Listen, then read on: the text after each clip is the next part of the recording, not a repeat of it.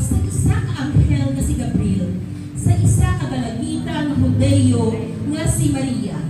Siling ni Gabriel kay Maria.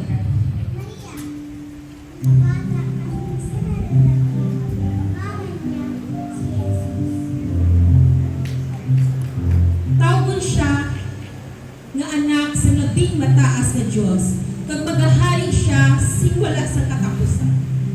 Natingala si Maria kag nagpamangko. Paano ini natabo? Kay wala ako si bata. Nagsiling ang anghel sa iya bata, magahalin sa Diyos, kag wala sing dutanon nga tatay ang bata.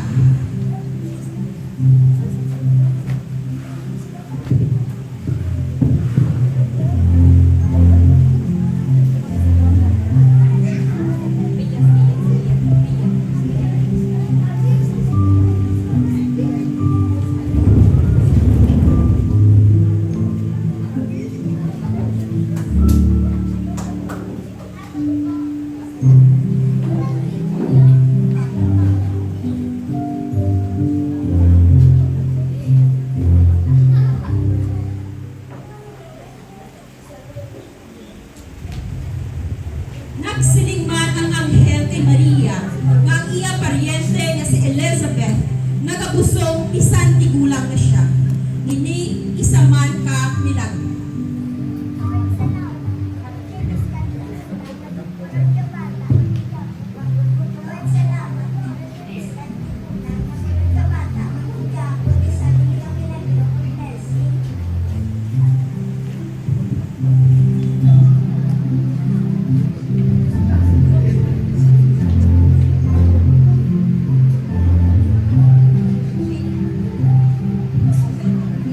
Pagkatapos sadto, nagbisita si Maria kay Elizabeth, kag nagdayaw sila kadua sa Diyos.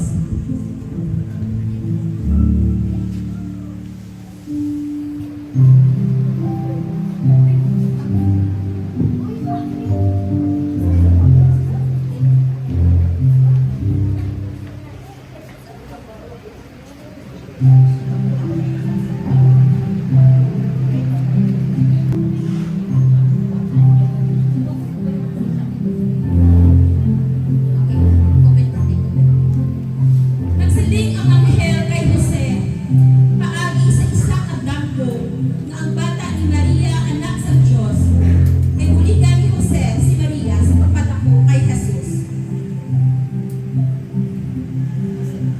Kasi, ako ni Maria, bata sa Israelite. Ang ngalan niya, si Jesus. Ha? Paano ini natabo? Kay wala ako sing asawa.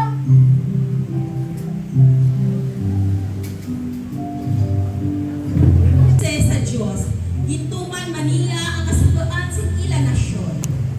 Tungod sa isa ka bangko nga kasugaan, nagpauli siya kag si Maria sa ila banwa sa Bethlehem, agon magpalista kag magbayad sa Diyos. Anong bata na si Maria?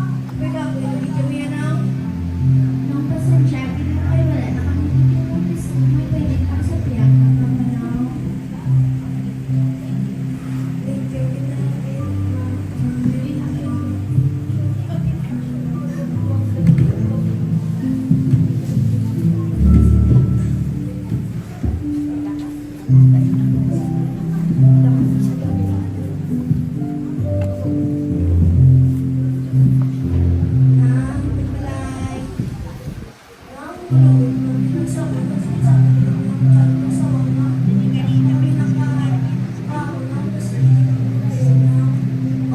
kuya, magpasundot ka na. Hindi kayo magpupukot. Tadi kami di tapos ikaw na masalot na ka mo de. Suwan to, tuya ka mo. Lakat!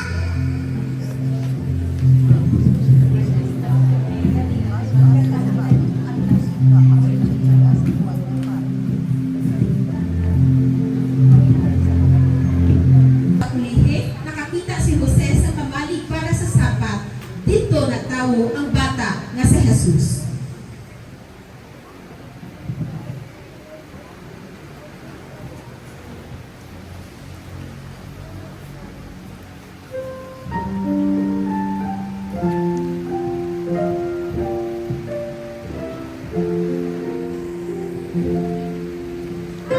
In the manger, Lord, pray for heaven. The Lord Jesus laid down his feet and the stars in the bright sky looked down where he lay. The Lord Jesus asleep on that day.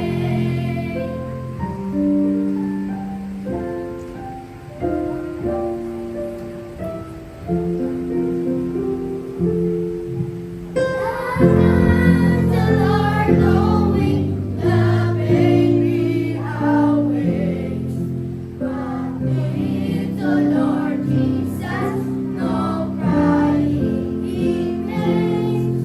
I love the Lord Jesus, look down from the sky, till morning is bright.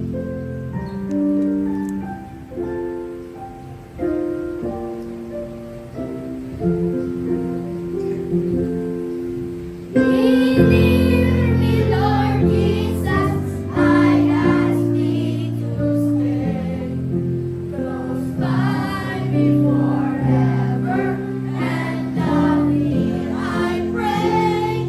Bless all the dear children and thy tender care, and fill them for heaven to live with thee there.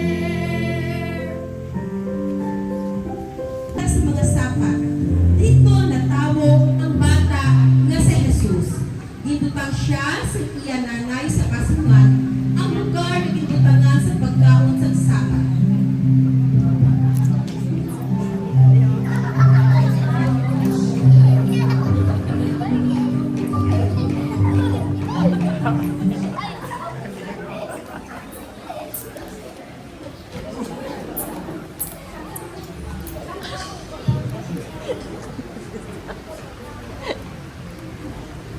Malapit dito, may mga tao na nagabantay sa ila mga sapa.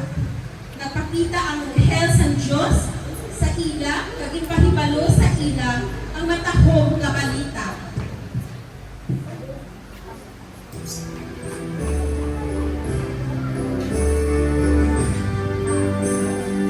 Natang subok nga adlaw sa banwa ni David ang manluluwas, nga amo ang pinili, nga hari sa atong Ginoo. Gulpilang nagpakita ang nadamo gid ng mga anghel na pwerte nga silaw kag nagdayaw sila sa Dios. Siling nila, balayawon ang Dios sa langit, may kalinong na diri sa duta sa mga tawo nga naga kalipay.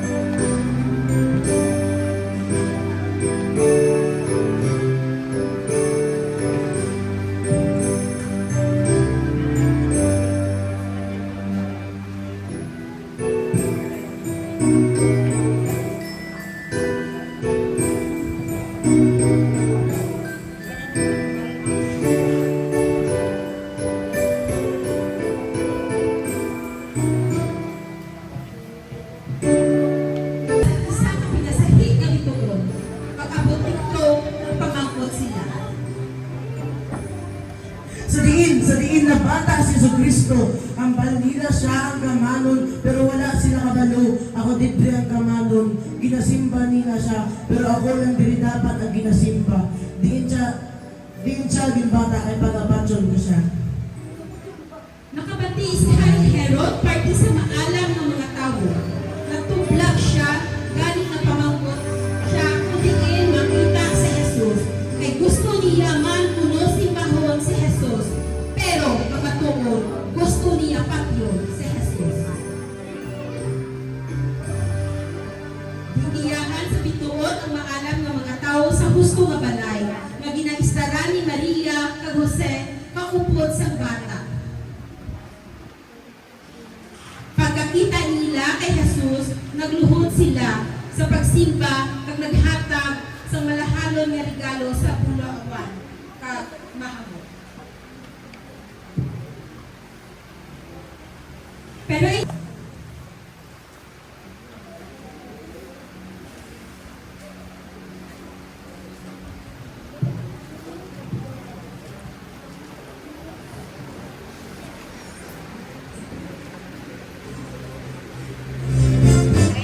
Doon ka na.